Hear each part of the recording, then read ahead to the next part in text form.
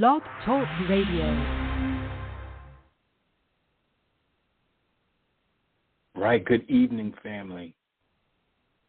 All praises to the Father, the God of Abraham, Isaac, and Jacob. I am here again on Wednesday, coming to you from Crown Talking Drums. This is our radio platform. I am the host, Brother Moriel, a.k.a. William, The Rise of the Dry Bones.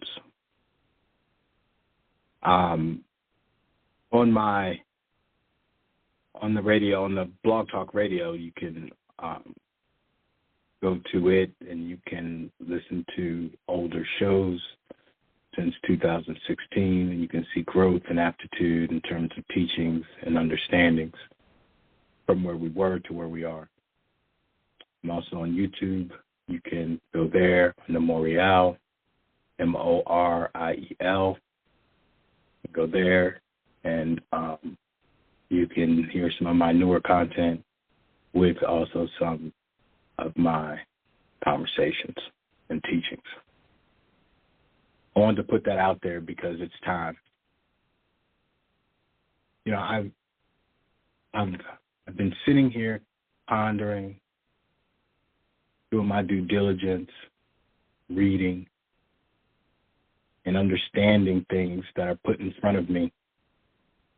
And one of the things that I keep seeing is mental illness. Last week, the last couple weeks, I read Baruch, Second Baruch, a great stupor. You know, Isaiah talks about this, Jeremiah talks about this. All the prophets talk about a madness or delusion that's going to come on the earth at the end times. And we're starting to see that pick up. And we have to understand that these are demonic attacks. I know a lot of people, you know, a lot of scientists, a lot of things, a lot of people, a lot of psychiatrists, they may beg to differ. Okay, not a problem. That's fine. But the reality is that there is an imbalance of reality or not within these people who seem out of sorts. Now, for a long time, this out of sortness was deemed to be a so-called black situation. Oh, people crazy. Look at them. They must be a drug addict. He's a crackhead. And it was always this psychosis, if you will, of our people. And the mindset was always to try to be like another people so that we could find balance, peace, success, love, joy, so forth and so on. And what we've seen since 2019 is this slow and steady attack or dysfunctional attack on the mentality of people. Now, this isn't just in the Americas or just in the USA. It's all over, okay? There is this strange phenomena of mental attacks on people who ordinarily you would think are in the right state of mind. Like I said, you know, Baruch speaks a lot about this, the attack of the Shadim. You know, the Bible goes into it. The New Testament talks about it. You know, we do not fight against flesh and blood. We fight against principalities of the air and in high places. Okay. You know, these things we have to realize who and what the enemy is that we are in the fight against. Now, Christianity has made this such a they have distorted this awareness, if you will, because they have some urinized ideology of the devil is the same. The devil has the same power as the God of Abraham, Isaac, and Jacob, and they think that that spiritual matters does not mean anything. And now you got to realize that this was their thought process throughout their blessing, hence why they were a foolish people who never really understood scriptural things, because it was never given to them. It was never theirs, okay? And, this is not an attack against the heathen or the Gentile tonight, because it's a given where they are. This isn't, I've come to the conclusion that there is nothing else needed to be said about the dysfunction of them. So now I'm trying to change my thought process here, or the Father is wanting me to change, the Spirit is wanting me to change my thought process to now go towards Israel. Because, see, Israel, or those that proclaim to be Israel, or those that even want to be Israel, they have to understand they have to still be corrected. And see, that's a difficult thing for a lot of us. Correction is a difficult thing. It's just like, brothers and sisters have been talking recently about the churchianity of this awakening, okay? This churchianity, this Christian sanity, the way that all that we knew was how to view our scriptures or view spirituality through a Christianese identity. Meaning there's a Jesus, there's a God, there's a Jesus, and there's some Holy Spirit, okay? And if we can make Jesus black, then we can now feel good about ourselves. But there's so much more. But wait, there's so much more. And how is it so much more? It's so much more that we have to recognize that the nuance of the knowledge that comes with just knowing that you potentially could be Israel, okay, and that you potentially could be chosen, is not like Christianity where they say, well, I'm saved and highly favored, or once saved, always saved. See, Christianity says you don't have to work anymore. There's no walk that you have to do. There's no action. There's no verbs. There's nothing. It's just sit back, relax, and enjoy the ride. Once you say, I love Jesus, it's a wrap. Jesus loves me now. Now I can do no wrong, even though I can kill, steal, and destroy and cut somebody and murder. I can still say I love Jesus, and he'll still come back and love me. See, that's Christianese. And it's sad, and sadly, some of our folks, especially the newer ones, I will venture to say the ones that were first awakened earlier on, before the Kyrie and Kanye, before those things, before 2021, 22, okay, I would venture to say that those people are seeing this awakening from a churchianity mindset.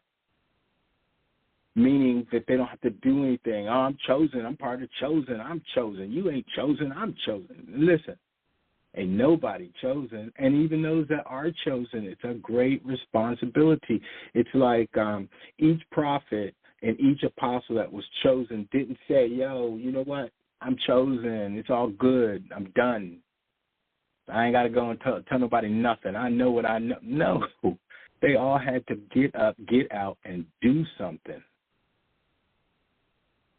Had to do something. Even Job, he was doing something even though he was getting something done to him. Everything is an action.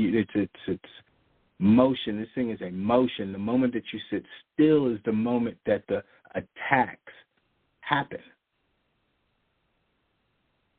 That's why even sitting still in your mind, being content and being, oh, well, I'm this, I'm that, I can do this. See, that's when the attacks come. You have to constantly be on guard. You have to constantly be thinking, got to be moving. It's just like the concept of if you bless Israel, then you will be blessed. If you curse Israel, you will be cursed. Now, that in and of itself sounds good, right? But there's a lot of cursing, or rather, there's a lot of blessing that was going on at a time. And if we recognize that there's a lot of blessing going on at a time, why are things happening today the way that they are? Because many people blessed Israel. Well, the Israelis, they've been blessed greatly. They've gained a lot of money. They've gained a lot of prestige, a lot of positions of power. So then why is chaos and these attacks going on, this mental illness, this dysfunction? You know, there would be no more wars when Israel went into the land. These are things that we gotta take. We gotta take a step away from our thought process of Christian insanity to where we believe that, you know, none of that really matters. It's only Jesus. Everything matters. And I know a lot of people might have problems with the fact that, you know, Christ tarries, or there's a tarrying time. That means that it's a slowing time. Not much is happening, but everything is happening. But we can't see it because we're not patient enough to see it. But if things are what they've said biblically, that if you bless Israel, then you will be blessed, then there should be no reason why things are occurring today if those people are Israel. Questions, these are critical questions. And you know, part of mental illness is not being able to utilize common sense.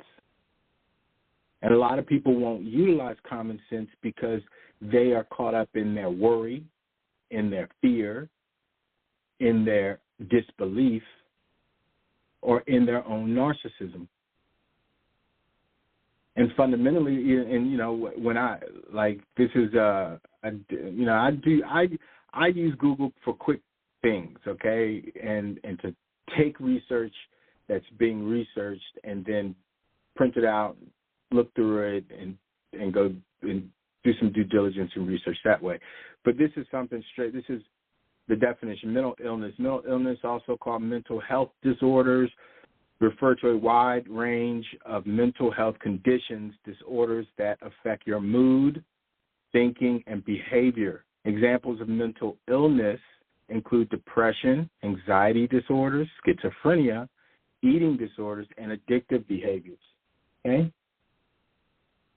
So I went to the National Library of Medicine. And, you know, if you really want to get into this, you can. But, a lot of these things they want you to pay for. They want you to pay for their papers, you know. So that automatically should tell you that what they're saying holds a lot of validity, because if it was free, they give it away. They'd be like, whatever, you know, just lies and trickery. But when it's true, you got to pay, okay? So this is just an abstract of it. This is a paper by Carlos S.B. Forcin, Fernando S.B. Forcin. So these are two that put this paper together, okay? And this is the abstract. Now watch this. Now, during the Middle Ages, demonic possession constituted an explanation for an erratic behavior in society. Exorcisms was the treatment generally applied to demoniacs and seemed to have caused some alleviation in the suffering of mental distressed people. We have selected and analyzed some cases of demonic possession from 13th century hagiographical literature. In the description of demoniacs,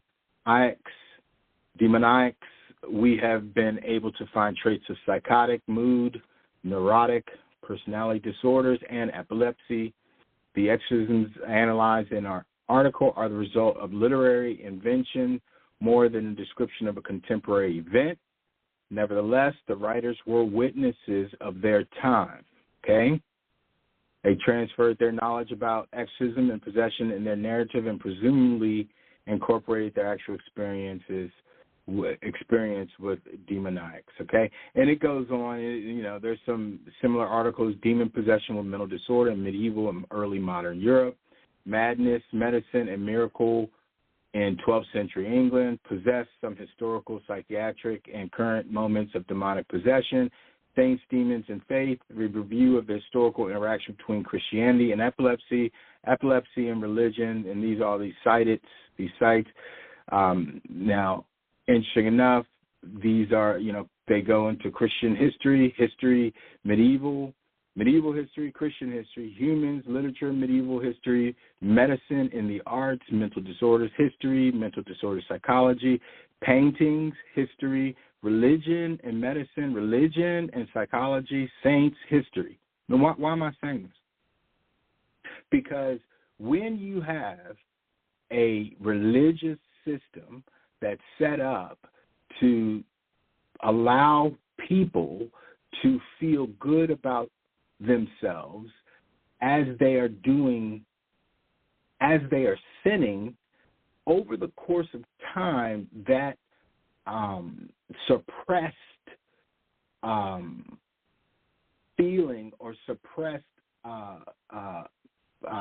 conflict, or what is the word? The suppressed nature, the suppression of the conviction, that's the word I'm looking for, the suppressed conviction, the suppressed self-conviction, the natural suppressed self-conviction of the human spirit will come back, will come around. What goes around comes around. Karma. And so at some point, even unless you were like some murderer in jail, he's killing people, and they always show these people on TV during their movies. I won't ever say I'm sorry. Okay, that's fine, but that's a strong, and they even allude to. So whenever they show these movies, they're always alluding to it being a demon possession of a human. That's the only reason, that's the only reason that they would be doing such heinousness against an individual or individuals. Okay, religions. When you have a religion or religions that allow one to believe that they are saved once and always, and even if they do something wrong, they still will be saved, basically a religion of no consequence, at some point a madness would come over that person. At some point, if there's no consequence and you continue to do wrong, then, as an individual, certainly there will be some madness about, and as a collective, of course there will be some madness afoot. Madness would abound. And over the course of time, this is what you had. You had a delusional world that felt it okay to do things to people, other human beings, and be exonerated by it, by their religions. And now today, when that time period has, when time has run its course, and now the very people or descendants of the people who had these atrocities done to them over hundreds of years now are looking at it from a different vantage point. And mind you, those people had to take the high road.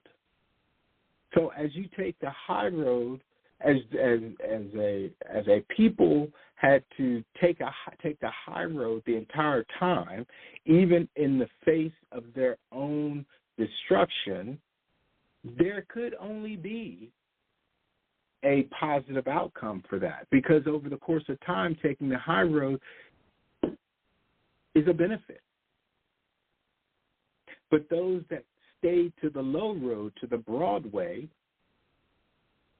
and continued and didn't and never considered, because of the madness or the lack of self-conviction that they did and saw, because their society and religions allowed them to give not a care. Now it's changed.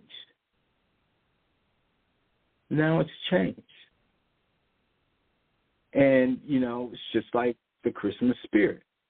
It's gone. Where is it? Where did it go? It's not the same. Now, maybe I'm just feeling that because I see a difference, because I don't feel the same that I felt years ago, okay? But there's other people that say that too. So this whole concept of Thomas Jefferson saying, I tremble for my country, when he foresees that the wheel of fortune changes by supernatural events, here we are. So the madness and the psychosis of the world is something that also Israel has to fight off, or the people who want to be part of Israel have to fend off. And it's hard because people want to blame, people want to make it seem like, and it makes sense because most people have never seen a righteous world before. Most people see someone trying to do the right thing as an agenda. It's just like, I was listening to ABC Nightly News, and some fool pastor and his son talking about they Christian pastor, talking about they love Jesus, is down in Florida getting caught up in the PPP loan theft, where watch this. They took PPP loans from the government, and look, no one had to pay them back. But these fools decided they were going to take the money and go buy a $2 billion mansion. How in the world? And what bit of madness do you have to think for a moment that the IRS ain't going to find that? Arrogancy of the Christians, some Christian pastors, is just unbelievable. It's unbelievable. Because at a time when things are changing quickly in the world, you would think that the Christian pastor would stand for righteousness. Now, I'm not saying they all don't, but I'm saying a lot of them don't. Okay? A lot of them do not stand for righteousness. If they did, you would be hearing them right now. They would be out here talking. They'd be out here preaching the good news. I mean, ever since COVID, they've been crickets. They've been ghosts. They've been unholy ghosts. We ain't seen them, hide nor hair, until they pop up in the news for, misappropriating PPP loans, or having extramarital affairs, or something ridiculous, something that they were doing before.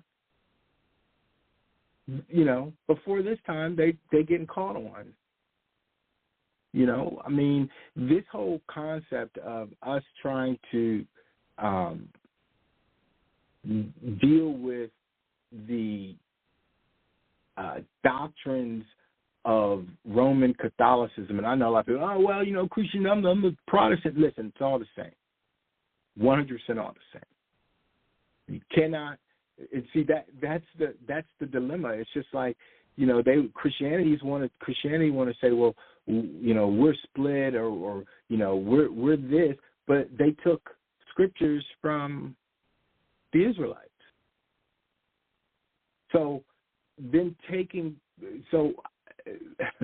how can they dismiss the Israelites, who, mind you, the Bible is all about, written for, written to, and about, their Bible and the Apocrypha and all the other ones, the Old Testament, all of the ancient scriptures pertaining to Israel is written for and about Israel. So how is it that they felt, the Catholics and the Protestants, could field in their thought process the thoughts that they can replace the people who wrote it and who the books are about? Madness.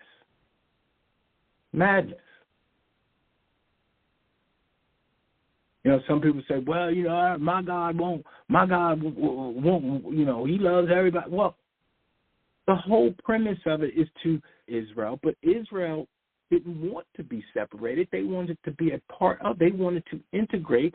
So the God of Abraham, Isaac, and Jacob said, fine, I'm going to let you all integrate, and as I do, I'm going to allow these people to subdue you. But somehow,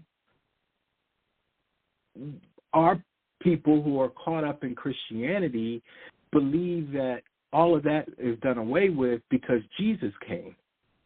But where did he? Again, madness, because Christ came and said, I only come for the lost sheep of the house of Israel. Only come. Where they get that from, again, madness. See, what I'm doing tonight is I'm trying to get us to see that there is that the demon possession, the attacks of the Shadim that Baruch was told will happen at the end days is happening, has happened, and still happening, and now it's even in greater fervor. It's greater now because the Edomites don't understand what it means to be thankful. They think to be thankful is, I'm thankful for my car, I'm thankful for my family, I'm thankful for my job, I'm thankful for this money, I'm thankful that I can, go on this trip. The furthest from that is thankless to the Father. Because if you were thankful for breathing, if you were thankful for seeing, if you were thankful for understanding, if you were thankful for loving, if you were thankful for even having the ability to have the knowledge and understanding that you have, then you would understand what thankfulness is. Because a lot of those people who are thankful for their money and their trips and all that stuff, if something happens, now they ain't got no faith. It only takes one mishap for them to fall off. One mishap. I don't believe, I ain't got no faith. I do it my way. I don't care. Okay. That is your free will to do. It has nothing to do with me. You must take that up with the Father. But don't act like you don't know, like you have not been told. See, this madness has crept in to the minds of the Edomite. Even though it's always been there, it's now crept into their mind full force, as well as it has moved into the mind of Israel. Oh, well, you know what? I hate all white people. Well, that's madness. Of course, that's foolishness. We're a mixed multitude now as we're a mixed multitude then, out of Exodus, out of Egypt. Oh, you know what? My thing is I can't stand unrighteousness. I'm not looking at your color. I'm not looking at, your status, I'm looking at your actions, your fruits. Oh, you can't judge me. Only God can judge me. Foolishness, madness. Again, why would you not want me to correct you? And would you, and rather wait for the supreme being to correct you? You think that you think that you're going to have an opportunity to plead your case? He already knows. It's like I saw this thing on TikTok, and this little kid was talking. He's like, I don't believe in the God in the Bible like that. I believe, this dude supposedly he's a genius. Again,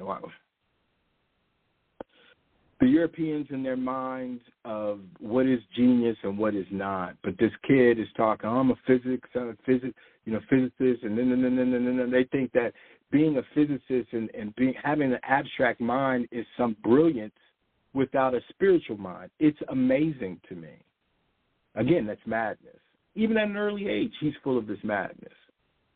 So one of my friends sent it to me. I looked at it, and I was like, see, I can understand why he feels the way he feels, because, again, spirituality is not given to everyone. It may have been told that it was, and this is, again, being told that, God loves everybody, as they have, as the history has shown contrary, okay, as their actions have shown contrary, But, this concept of spiritualism was only given to a particular group. And that within that group, you had great spiritual men, which would be deemed geniuses, okay? And how they were spiritually geniuses is because they understood the metaphysics of their surroundings. Which, when you talk metaphysics, you'll get a Gentile or heathen say you can't mix. I'm sure we all heard this. You can't mix science with religion. Okay. You can't mix science with religion, but we can, because we have a better understanding of spiritualism than you do. And I stand corrected.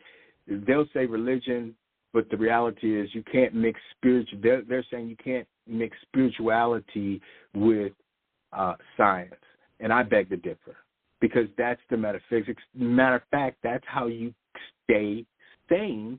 That's how you put. That's the full armor of the Creator. Why would you not want to put spirituality into science? What you see, touch, taste, hear, and smell should be confirmed in the spirit.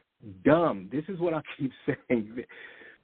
These people are not smart enough to recognize their own errors, because their pride has gotten in their way. Pride comes before the fall, or before their destruction. So these people have been puffed up on pride, just like the Israelites were puffed up on pride.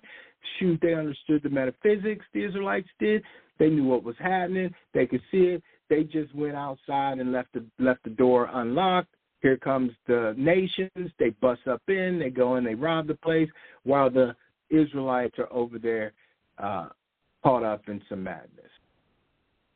So once they left the door open, and the nations went in and took all of the belongings to the Father, or the Word, then the Israel was locked out. The nations took them, said they were theirs. Once they got an understanding of them, they enslaved Israel, put them into madness, and here we are. Here we are. So the correction is, Israel, we have to understand that we have to complete the cycle of coming up out of her. We can't sit back and think to ourselves that we can correlate anything that we've ever heard or any of the senses that we've ever known based on a society that didn't have the spirituality to confirm them. Otherwise, we would take our confirmation, or rather our confirmation would be tainted and we'll be led astray. The good news about Israel, or the good news for Israel today, 2022, is that we have an opportunity to move up the ladder, Jacob's ladder. We have the opportunity to step over the Edomite kings on each rung. We have the opportunity to move quickly past our enemies. But we have to take it, we have to take one day at a time, and we have to take our time in really understanding this and seeing things for what they are. Listen, the nations are falling. After this World Cup, you will see a quicker descent into madness. Look, the world is distracted. They're high up. They're in their pride. Their nations. Woo! You know, matter of fact, Argentina is playing France. All right, okay, but it's going to be a good game. That's just a side note. But everybody is still caught up in this fervor of nationalistic pride. Goes back to the Bible, right? Pride coming before the destruction.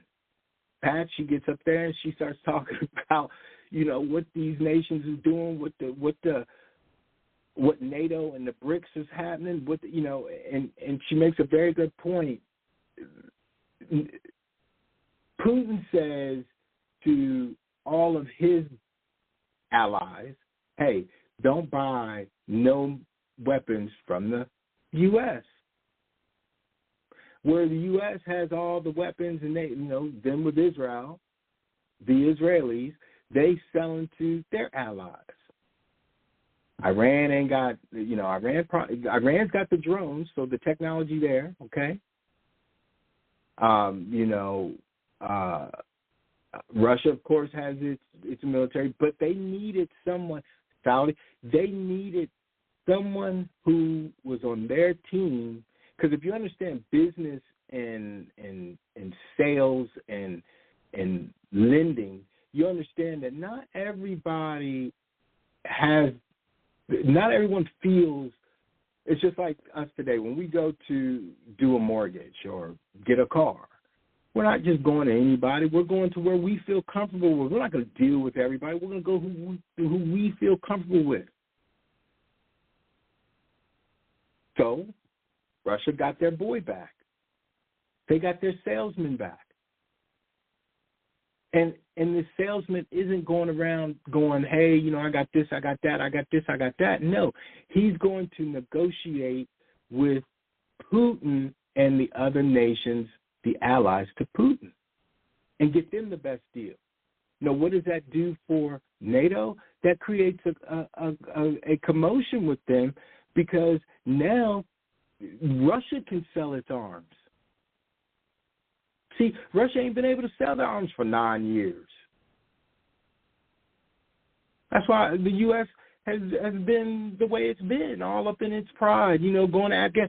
Shoot, I'm just going to leave $20 billion worth of war equipment in Afghanistan. We'll just take, we'll take the spark plugs out of them. To hell with it. What? Putin, they over there going, you know what, just let me get my boy back, and then we're going to start this. And it makes perfectly good sense, because we are in war. The war is in the physical, and the war is in the spiritual. As above, so below.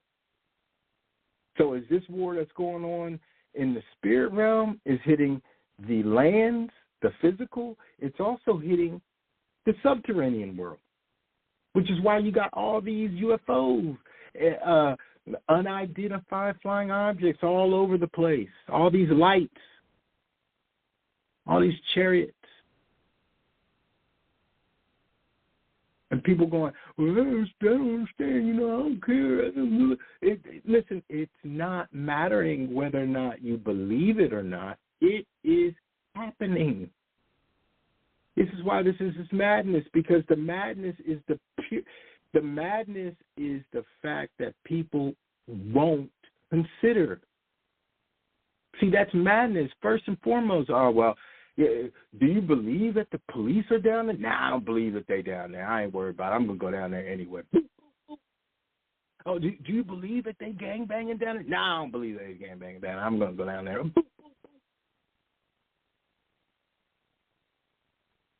I mean, this is where we are. Think of anything. I don't believe it until I see it. That's when you go off. You're being led astray because you need to see it. So if they say Christ is in the wilderness, go ahead. He's out there. That's where he's at. If they say, you know what, no, Christ on the hill over there. No, go there. He's there too. That's where he's at. For sure, he's there. Don't worry about nothing else. Don't worry about me. Matter of fact, don't listen to me because I'm full of madness. Okay? The madness is me. It's not them. So go find Christ or Jesus over there in the hill, in the mountains, in the dirt, in the sand. That's where he's at. Because that's what Christianity say. That's why they got. Let me tell you. Christianity. This is how you know it's madness. Okay, so this is so there's one Christ, one Christ. He taught one doctrine, his doctrine, one doctrine, the truth. Christianity can be taxonomically divided into 6 main groups: the Church of the East, Oriental Orthodox, Eastern Orthodox, Roman Catholicism, Protestantism, and Restorationism. Okay, so all of them have different doctrines. Okay? They all have different doctrines, and they're all different. So there are more than 200 Christian denominations: Pentecostal, Presbyterian, Lutheran, Baptist, Apostolic, Methodist. The list goes on. But yet there's only one Christ. Madness. And when many of us who today can see this, when we were put into that, we didn't quite understand how there could be so many differences, and even within those differences, those divisions, denominations, there's divisions. It's probably damn near 1,000 different or more, because within that you got the black, then you got the Latin, then you got the Hispanic, then you got the Mexican, then you got the white, the Anglican, then you got the Oriental. You see what I'm saying? You see how retarded this is? When there's one Christ, one doctrine. Madness. So when it all goes down and it's all comes to a head, we have to understand there's levels in this. These levels, there are levels. So the level that I feel that I'm at might not be the same level that somebody else is. They could be at a higher level than me, all respect. They could be at a lower level than me, all respect. As long as we're in the same study, that shouldn't matter. It's like a grade K through 12. Graduation day, the kindergartner is not going to be on the same level of the 12th grader, although they graduated on the same day. Moreover, there's going to be levels within the kindergarten class graduation that's not going to be on the same level as the brightest kindergarten, vice versa, the same as it would be to the 12th grader. So there's levels of this. So in Christianity and these other religions, they got us believing that once you know it all. Goes back to what I always say. They run around, they talk about they know it all, but they don't know nothing. They can say that they know pi, but they can go to the moon, but they don't know nothing about history. All of a sudden, they don't have no clue how, where, what, when, and who, and what. They don't know. And little do they know that we know that they're liars, okay, by way of the spirit, by way of utilizing the metaphysics that we are allowed to use. See, we don't need their science. We don't need their math. All that stuff was ours in the first place. All that stuff was our spiritual understanding of the things around us. Hence why my dad would always say, his grandmother and aunts, and they're the older generation. So I'm one generation from my dad. So 3 generations ago, our people understood this. They could go look at something, and they could create it. They could go and see something in the woods, and they could utilize it without no books, without no Anglicized instruction. And all that is coming back to us because our generation wants it. We don't want the Anglicized interpretations anymore. Matter of fact, we don't care. That's the madness. The madness is, for a long time, we had to, regardless of whether or not the Anglicans were doing right or wrong, we had to acknowledge it. We had to accept it. Where they were gutting us open and raping and eating and stealing and killing, we had to accept it. Oh, that's just the way he is. I know that he's going to do this, but that's just the way they are. We didn't have a choice. We had to accept their madness. So at some point, we had not, in our reluctant acceptance of their madness, we then succumbed to it because we had to, because the integration of our people back into the madness of the nations wore us down further. I will venture to say that's probably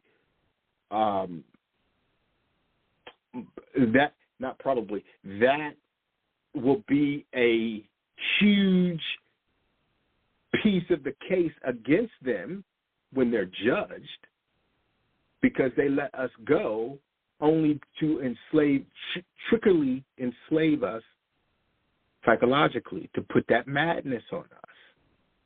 They took us out of bondage, we were good. We tried to do our own thing, they put that madness on us, their madness on us, every step of the way. Now, we don't acknowledge their madness. And you know what happens? They're even crazier. They're losing sanity at this stage in the game. And it's very, very evident. All their celebrities are struggling. They all got some issue. They all coming out with some mental illness. Now, I will venture to say that to act means to give up yourself because you are acting like someone else. So to be on the Tel Elah vision, you have to be able to give up your soul, or at least be willing to. And it only makes sense. So the madness so how does that affect us? It affects us because what we see, these are the senses, the 5 senses, right? We see, hear, touch, smell, taste. Smell are the 3 things that we cannot we cannot be entertained by when dealing with the television. However, the seeing and the smelling could induce us to go and do that thing that we see and hear. Madness. This is Psych 101. So, coming up out of her, not partaking in her so that we don't partake of her plagues. These plagues are all of the five senses. It's going to be part of the five senses. When we correct ourselves from being part of a system, a broken system, okay, and we stand for righteousness. That's what I was saying earlier. The world has never seen what righteous looks like. And they damn sure haven't seen how it looks from our perspective, from a Negro perspective. They've never seen this out of us. All they've ever seen was weak, soft, low-talking, chump Negroes. Unless, of course, they entertain in them. And even then, they still had them in dresses. Okay? And those that they didn't have in dresses that were strong, they tried to kill or they put in jail. They tried to do their best to break them. Okay? And they damn sure didn't really pay any attention to him. I mean, James Baldwin was an intellectual genius. Although his spiritual side was defunct, he was an intellectual genius. He was able to go toe-to-toe using words and logic against the nations. But he was not strong, to say it like that. He was not strong, okay? The brother, Malcolm X, strong brother, strong, had to take him out. Muhammad Ali, strong brother, take him out. Huey P., take him out. Because they weren't listening they were dismissing him, but we were listening to them. Martin Luther, once he found his backbone, took him out. Now, granted, it wasn't time for that. It wasn't time for our full awakening. More deeds had to be written in the book of the nations, so that now when it comes to our turn, the next piece, the next phase of creation, when we start thinking, talking, seeing, and acting righteous, only the righteous will recognize. This is the wheat and the tares. People don't recognize what their Bible means. They think that it's just something to do, oh, Jesus, and we love Jesus, and Jesus, oh, we love Jesus. But it's not. Christ came to show us the way, how to walk here, how to battle. When he was here, he had to battle all the Pharisees, all the Edomites, all the nations, and his own people, just like we're doing now. Oh, you think you Christ? Nope, but I get to walk like Christ. And that's my choice. Free will in that choice allows me to be hopefully chosen. Because rest assured, if you're not even on that path, you can't be chosen. That's Bible. Matter of fact, that's all Scripture. Because if that was the case, all of Israel would have been saved, but none of Israel would have went into captivity because he chose them from the beginning. So this is why it is important for us to recognize these levels, so that when we're dealing with people, we can recognize quickly, okay, well, I'm not going to go hard because, they might not be on my level. Or, you know what, I need to go a little harder because they're higher than me, so I need to ask these questions so I can find out, okay?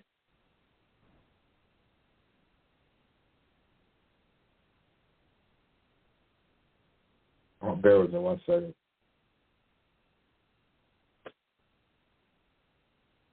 Hijacking of the time of the redeeming of Israel, which is what we're in now.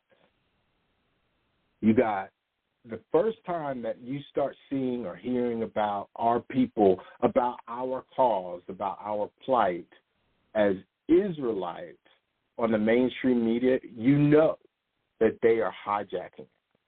This is the game. This is all they got. This is all they can do because they can't fight us straight up. They can't do that no more. They used to be able, that's why I was going into, the Muhammad's and the Malcolms. They used to fight us straight up with their sword. Now they can't because our Father's fighting for us.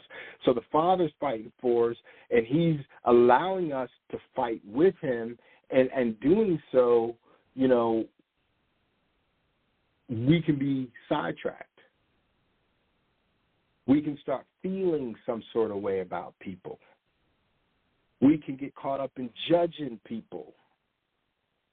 We can get caught up in our own self-righteousness, our own sanctimoniousness. This is why we have to get away from the Christianity. And we cannot look at this awakening as a church, as a Christian church. This is not a Christian church. This is an individual walk until it is deemed you ready to be part of the collective. And that deeming is not up to you. That's up to the Spirit, which is up to the Father. That deeming is how well you work. It's just like a sport. It's just like a team. You you got everybody coming out to try out. All these people trying out. I'm trying out. I'm going to try out. Let's just use high school. We ain't going to use college or, club ball. Let's just say it's high school. Get all these people coming in, they trying out, and they go, you know what, I'm going to make it. And it is deemed that you are not prepared for varsity. So you got to go to JV. And then you get 2 years in JV. Well, it was when I was coming up. You got 2 years in JV, and it still is not deemed that you are ready for varsity. What happens? You get kicked out. Because your game has not evolved. There's no growth in your game. So the Father has this tactical awareness, this that he is utilizing to go to benefit his creation. And yet here we go, or here comes the Christians, they talk about, no, we don't have to use that tactic. Don't worry about that tactic. Matter of fact, don't worry about that game. Play ours. It's just like, let's use the sport. Let's use soccer. It's like all of a sudden, we out here, we playing with if you know soccer, the let's say a size 5. You're out here playing with a size 5, and then all of a sudden here comes this coach that says, nah, we ain't gonna use a size 5 no more. We're gonna use a size 3. And you're like, wait, that's not this game. Yes, it is. This is how we're going to do it. If you don't do it, you'll never play in this state, in this school ever again. And you're like, what the hell is really going on here? But this is how Christianity has came in. They came in with their indoctrination, with their dogmas and their doctrines and their histories. And they came in and they muddled the water. So now here at the end, we have to get out of and what is the muddling of the water? Their madness, their mental illness. Because, again, if what they have been preaching and teaching and talking over the last 300, 400, 500, let's just use the last 400 years, okay, the world would not be in chaos today. Again, this is common sense. Because let me go to, because Anglicanism has 110 million people. Baptist churches have 100 million people. Lutheran churches have 70 to 90 million people. Reformed churches, Calvinism, 60 to 80 million people. Methodists have 60 to 80 million people. Adventism, 22.3 million. Restorationism, 7 million. Anabaptism, don't even know what that is, 4 million.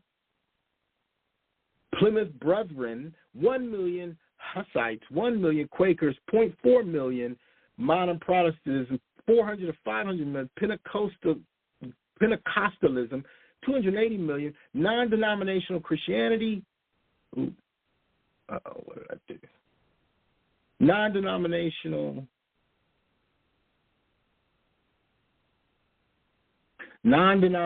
Christianity, 80 to 100 million. African initiated churches, 60 million. Chinese patriotic Christian churches, 25 million. New Apostolic Church, 10 million. Local churches, 1 to 10 million. Messianic Judaism, 0.3 million. Eastern Protestant Christianity, 22 million. Eastern Orthodoxy, 220 million. Oriental Orthodox, 62 million. Non-Trinitarian Restorationism, 35 million. Church of the East, 0.6 million.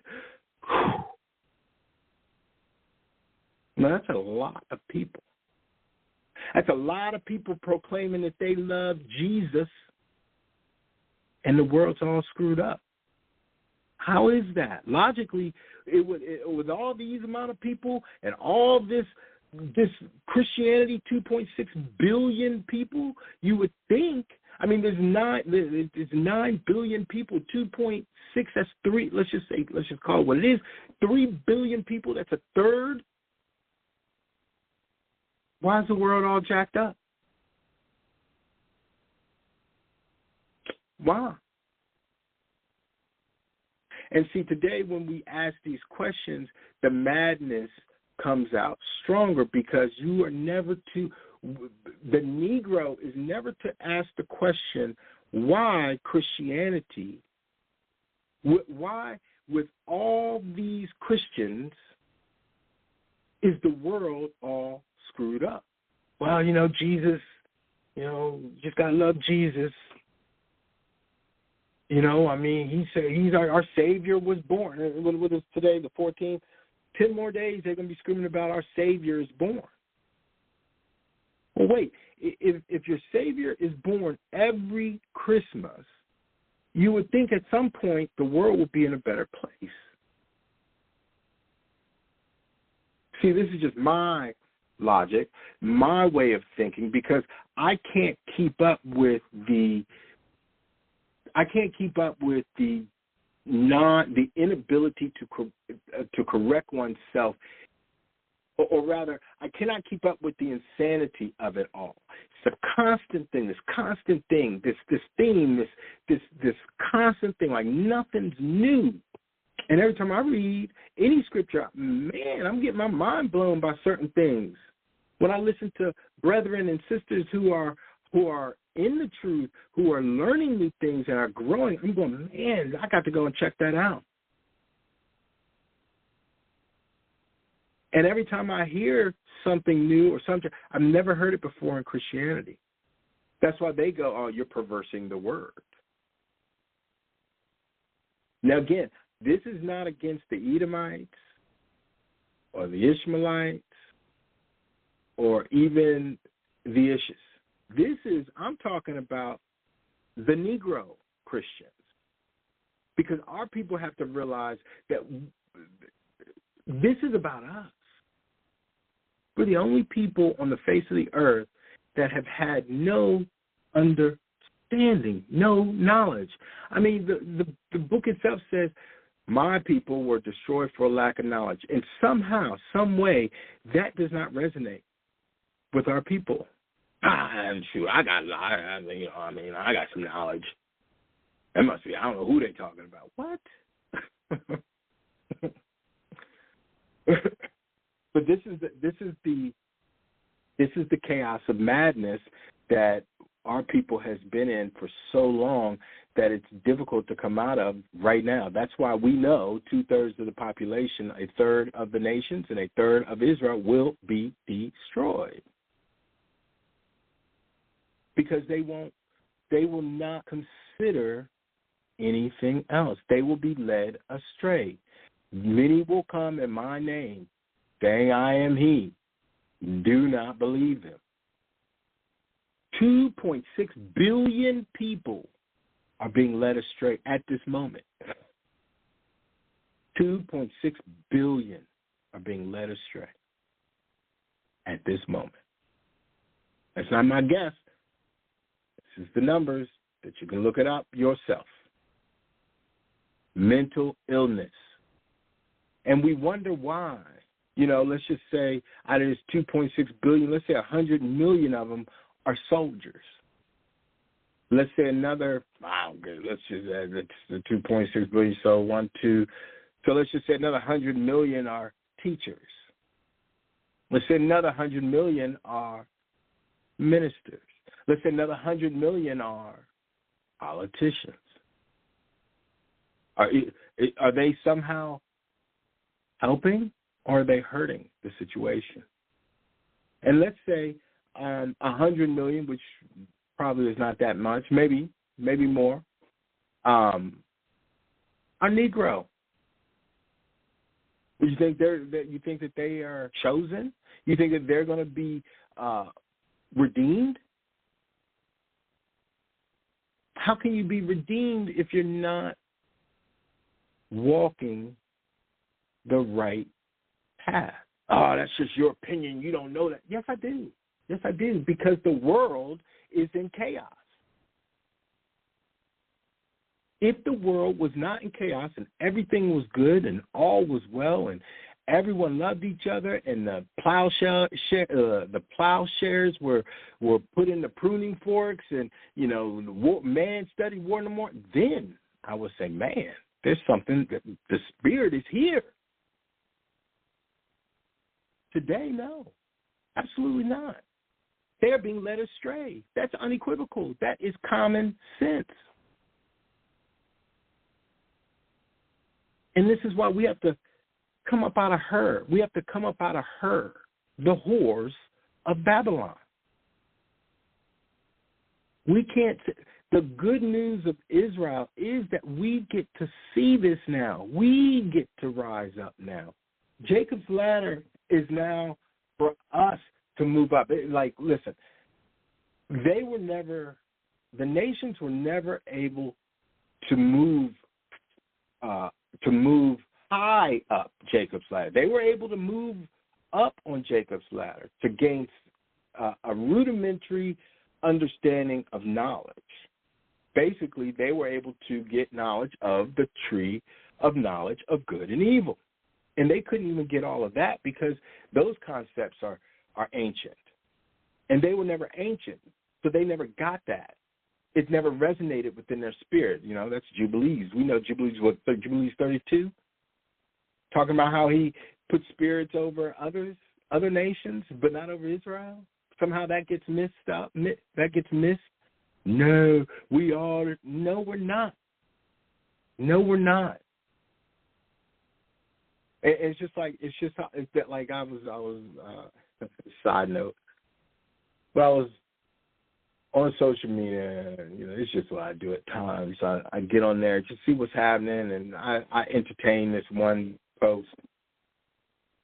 And and it was about Christ, what he looked like, and they were talking about, he's Middle Eastern, and for a minute I was like, I'm going to go buy this, but no, Spirit said, nope, entertain it. So I went back and entertained it, and I said, but how can he be Middle Eastern when Middle Eastern wasn't even termed a term until the 1900s, early 1900s? Well, you know, he's not black and he's not white, he's olive skin. Well, okay. So are we talking about the olive skin of the ripe olive, the olive when it is fully matured, that black olive, or are we talking that green, young, green, or middle staged, the one that's not ripe yet? Which olive are we talking about? Because there certainly is a black olive. Absolutely, unequivocally, I've had it on my pizza. I don't have green olives on my pizza. I might have that in my salad, the mixed multitude, but I'm not going to have that in my pizza. So, I entertained it, and they came back, and I was like, all right, my bad. I should not have endured this with you for as long as I did. I spoke too many sentences and words for your comprehension, and I've moved on. Because, see, this is how I do. I'm willing to give people the I think on their own. And, a lot of people don't like that. They don't want that opportunity. They want to be led. They love being led astray. And again, when they get a brother like me who's sitting here trying to give understanding and make people critically think about their own way, like me, I never really cared much for Christianity, to be honest. As a matter of fact, I think in 92, and I guess my junior year of college, I was like, I want to be in the nation. And I went into the nation fruit. And I was like, listen, and I started realizing that they indoctrinated me. Like, I was like, wait a minute, what is this? Everybody want to try to indoctrinate me to their belief instead of allowing me to ask questions about their belief. And I was done. I was like, I'm done with y'all. Y'all are dumb. If you think for a minute that you can tell you will not answer my question, but you want me to answer your question? No, sir. Don't work that way. It don't work that way. Not for me. And so here I am, later on in life, utilizing that same concept that I utilized early in my life of, hey, I'm questioning things. And if you don't like me questioning things, or you don't like me correcting you because I've questioned so much that now I got answers and you don't like my answers, then you know what? That's your problem. Nothing's stopping me except for the Father, if the Father wants to stop me. But why? I haven't done anything other than try to seek Him and help people along the way. And every time I look around, I'm looking at Israel talking about Kyrie and Kunta Kinte, Kunta Kanye, and I'm going, what in the world are we so easily led to worship a man? It's like, come on, enough. Like, that's such low-hanging fruit. I know that the nations have indoctrinated us to believe that the low-hanging fruit is the best, but it is not. Just like I was saying, Jacob's Ladder, these guys could not go high, could not traverse the steps, the ladder high enough to where higher than us. So they had to keep us blocked. And now, since we are able to move forward because the Father has unblocked them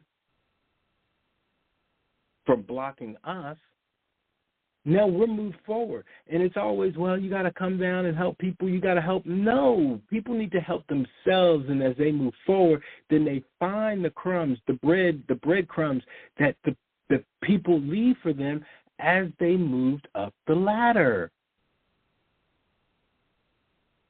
This is why it's so interesting to me. It's like, no, we don't need to slow down and wait for no man. It's a Father making us wait. If He's making us wait, then so be it. But if we have to wait on somebody to gain this understanding, no, why would we? That doesn't make sense. We missed the show. That's like, and matter of fact, that's a parable. That's the parable of the virgins. They said, I ain't got no more Earl. Can y'all give me some? Like, nah, you need to go buy you some from the people that sell it, because if we give you ours, we ain't gonna have none. So this is what, like, everyone has to already have.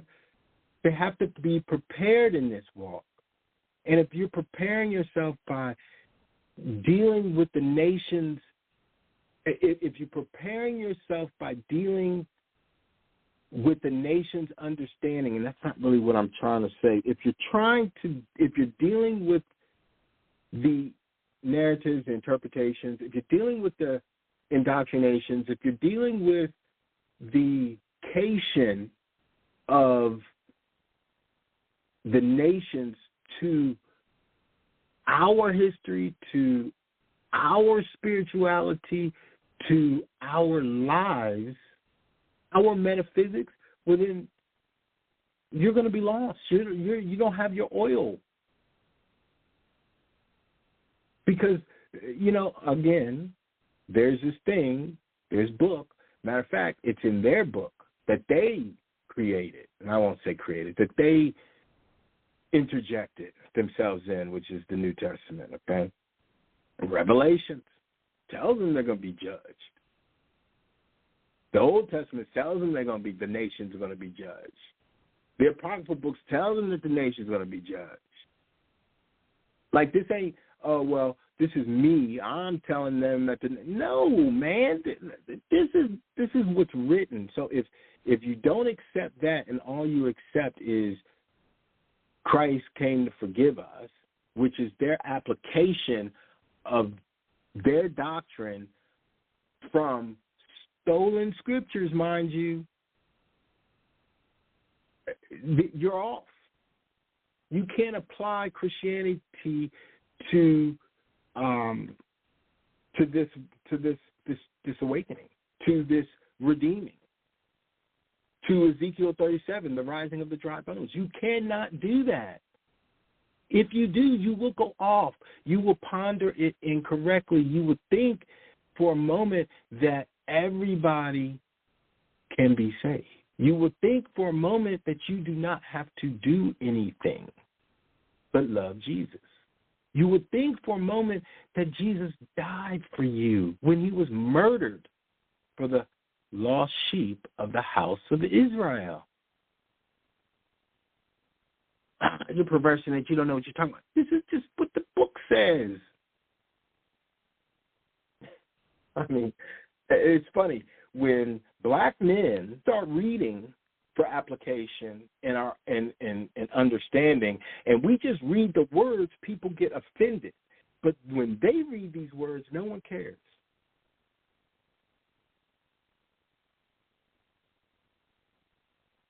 I mean, this ain't my words. I ain't write this. I ain't transliterated. Dang, this is not hard. It's just not hard whatsoever, not difficult. And, it might not be difficult for you, but it's hard. Listen, it's only hard because you're not applying it from the Israelite perspective. Everybody, what we've done is what the nations have done is the nations have has applied everything from their perspective of our history, of our story, of Bible, of spiritual. It wasn't them. They weren't in it. There's no place of Europe other than Rome, and they're the enemy of Christ. They killed Christ. They pierced him. How is it that we can only look? How did the victimizer become the victim? And why are we still applying the victimizer's ideology upon these scriptures that's not even theirs? It's not hard. It is not hard. Then Christ went thence and departed into the coasts of Tyre and Sidon. And behold, a woman of Canaan came out of the same coast and cried unto him, saying, Have mercy on me, O Lord, thou son of David. My daughter is grievously vexed with a devil, mental illness. But he answered her not a word. And his disciples came and besought him, saying, Send her away, for she cries. She crying a lot. Get her away from us. But he answered and said, I am not sent unto the lost sheep of the house of Israel. Hold on now. This ain't Brother Morial. This ain't Brother William saying it. He ain't made this up. This is Matthew 24. What is this? Matthew 15:24. I am not sent. So that means that would infer that someone sent him. The Father sent him. I am not sent but unto the lost sheep of the house of Israel. I mean, but come on. How do you get around that? Where's the Gentile? Oh, then they go, no, that's not how this would, we got to do, we said, what is it?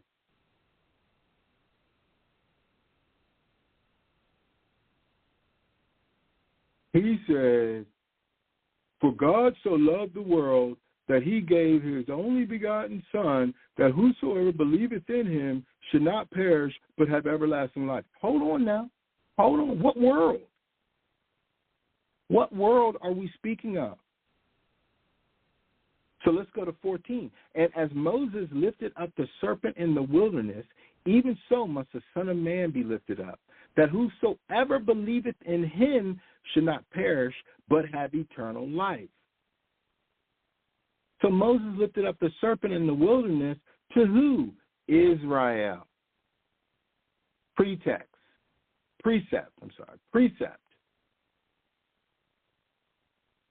So everything's shot. Again, we've been taught these scriptures from the perspective of Europeans, of the nations. We never were able, even when we got free, even when they freed us, they gave us a slave Bible. They gave us a watered-down Bible. So if this was all about him loving the world that he gave his only Son, then why would they water down the word? Again, common sense. Can it be that?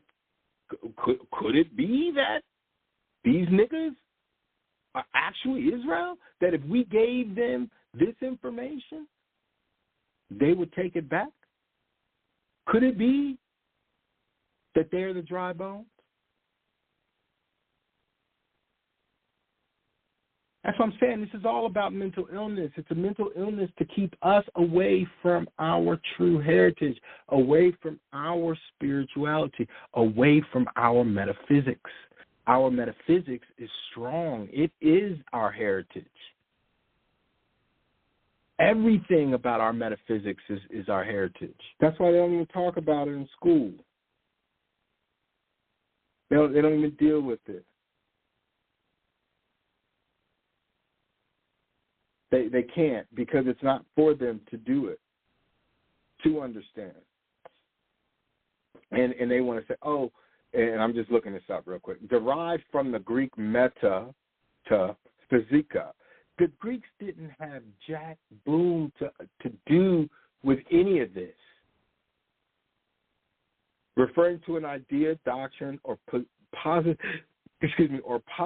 reality outside of human sense perception.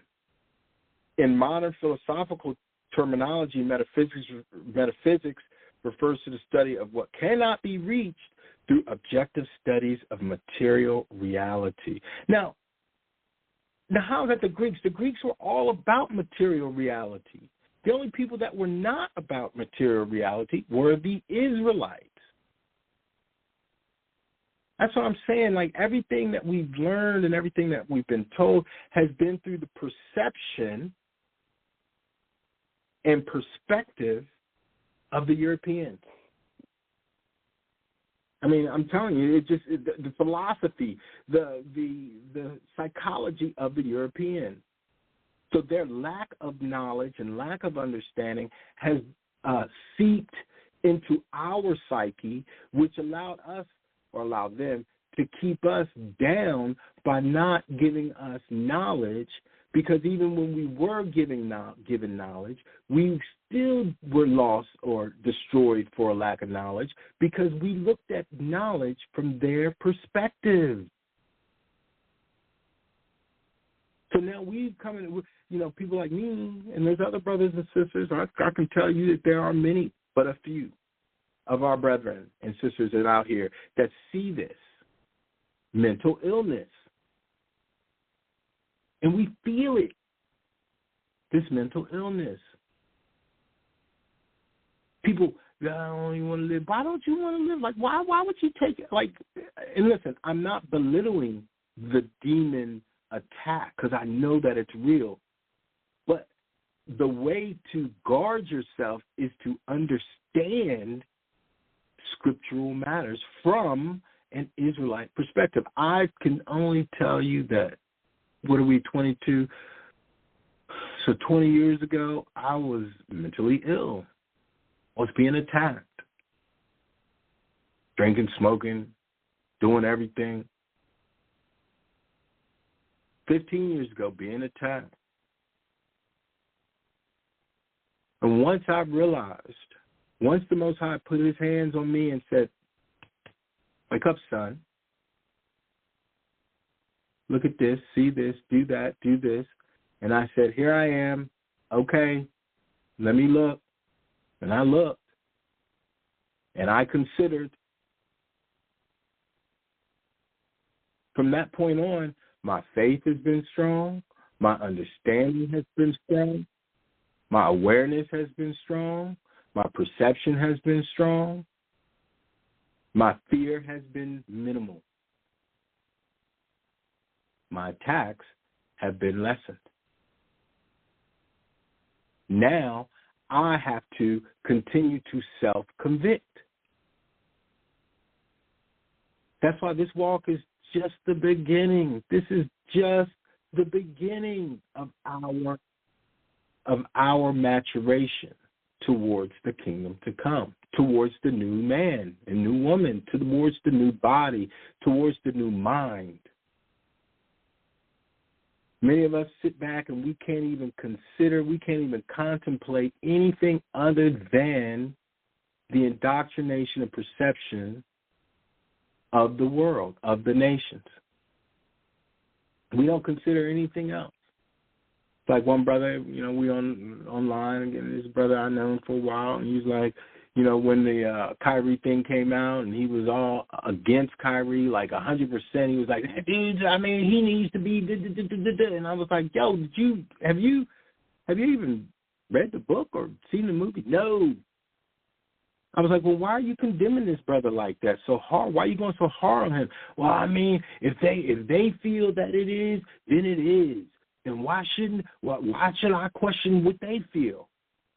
And I thought about that long and hard. And, I never really replied back because his point was taken. He was under attack. There's nothing I could do for him. Because in that same bit of logic that he provided to me as to why he went so hard against Kyrie, I could say the same thing. Why they go so hard against us? So then I realized the mental attack is strong now. And I'm starting to see even more of it.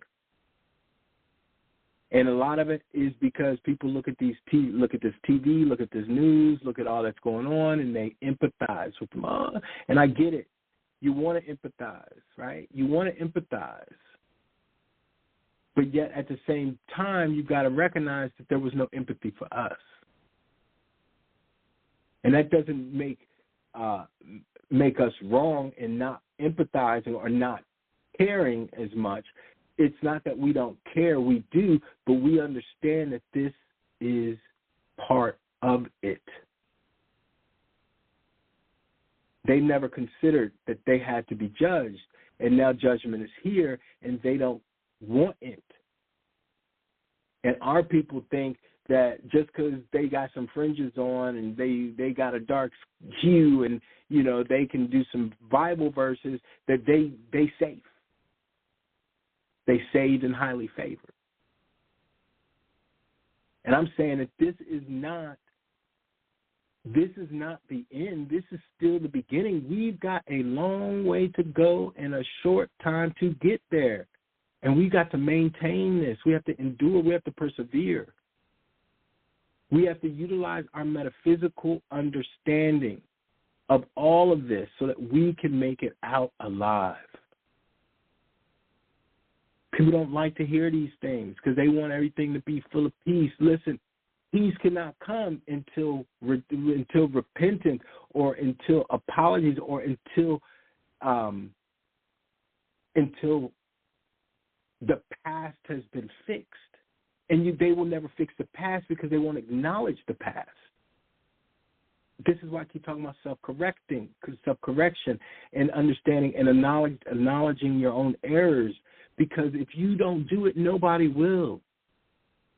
And then you will be deemed to repeat it and be caught up in the madness, the mental illness of what that submission conviction does to the psyche, to the soul.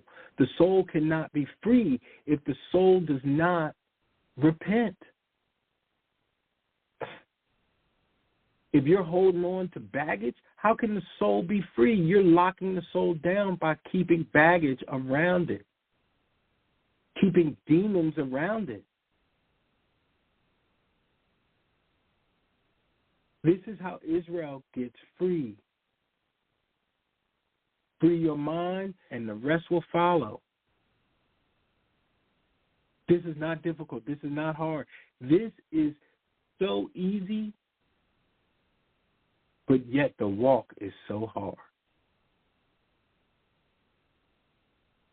And brothers like me and others who are in this thing, in it to win it, and daily walking and trying to fight and not trying to fight and fighting the good fight and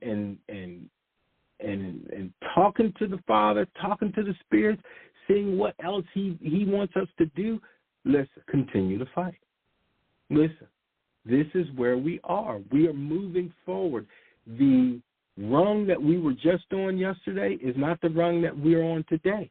And maybe it is. And that's fine as long as that's where the Father wants you. If you're not content on where you are, then you have to grow in the Father. You can't be growing in the nations.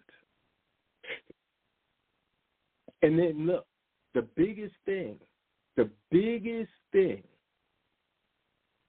one can do to bring the spirits to them, to protect them from the mental illness and the madness of the shadim, of the demons,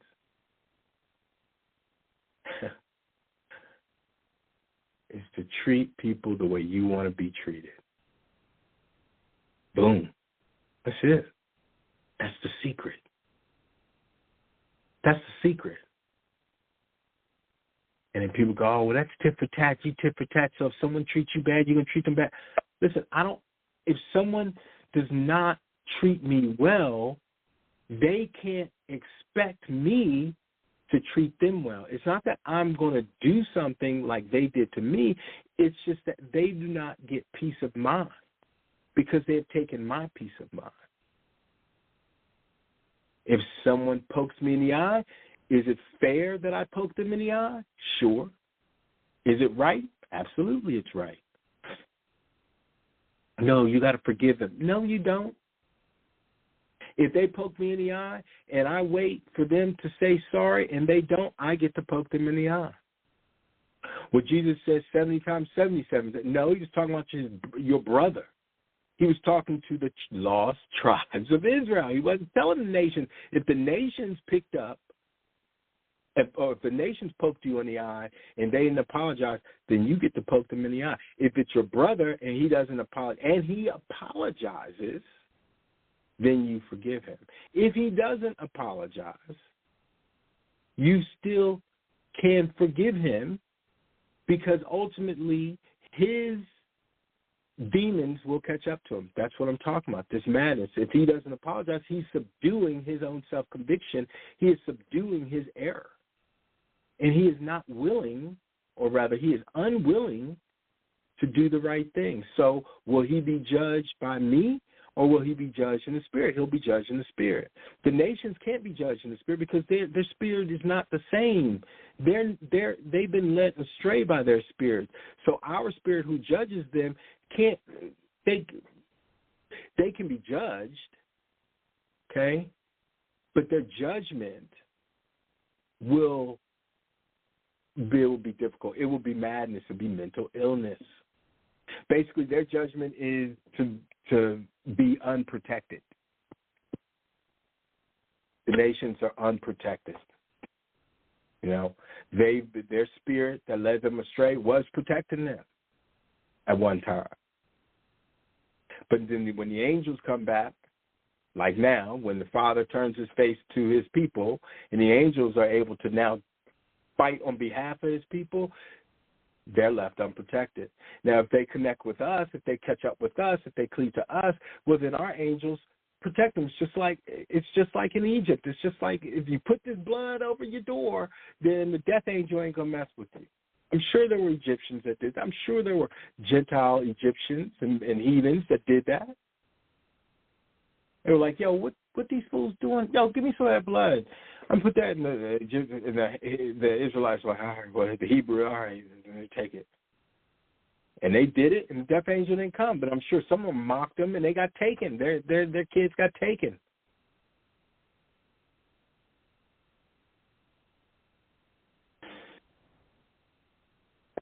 There is a lot happening in Israel. There's a lot happening, nations. And, you know, we're not in this just for ourselves. Where are the Christian pastors at? Why aren't they coming and speaking to the nations? Why are they not telling people on? What are they about to do? They're about to tell you about, in 10 days a Savior was born. Are they going to tell you about these attacks of the Shittim? Are they going to tell you about this madness, this demon possession, these demon attacks that happens? Are they going to talk to you about revelation? Are they going to give you prophecy? Or are they going to tell you, yeah, you're going to be raptured out of here?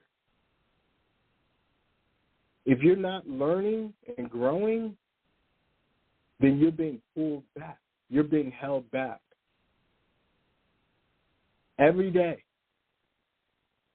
You know, if brothers, you don't hear brothers and sisters for a good minute, then you need to pop on a book, you know, a scripture, and just listen to that. 3 hours of that. Shoot, I listened to the whole sealed portion before. For a week. I was like, man, that was great. I listened to Maccabees. I think that's almost 3 hours. This isn't about man worship or woman worship. This is about the spirit and the words so you can learn and grow. This is where we are, Israel. The good news is we get this now. And you get a choice. You can stay with the nations or you can roll with the Father. Move up Jacob's ladder, stay where you're at, or go down. Those are your choices. That's it. That's your free will to do. But a lot of us are predestined for certain places. I know people don't want to hear that, but you're predestined. You go as far as you can. What is that, the Peter Principle? You go as far as you can. That's it.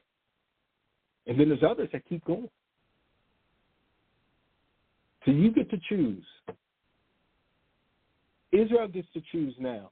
We no longer subjugated by the nation's perception and their indoctrinations and their applications of who we are.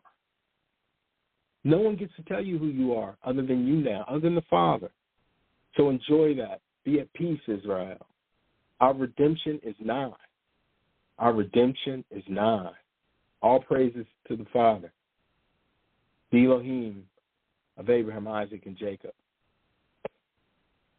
Blessings and salutations to all the brothers and sisters, the Big Judahs, the Sister Pats, the Big Levis, all the brothers, all the brethren in the truth.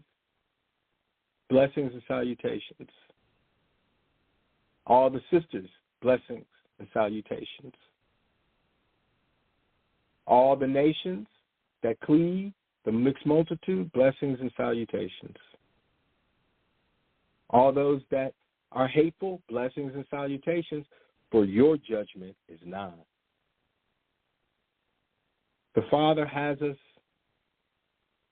keep moving forward, keep going up the Jacob's ladder, for we are close. All praises. Shalom.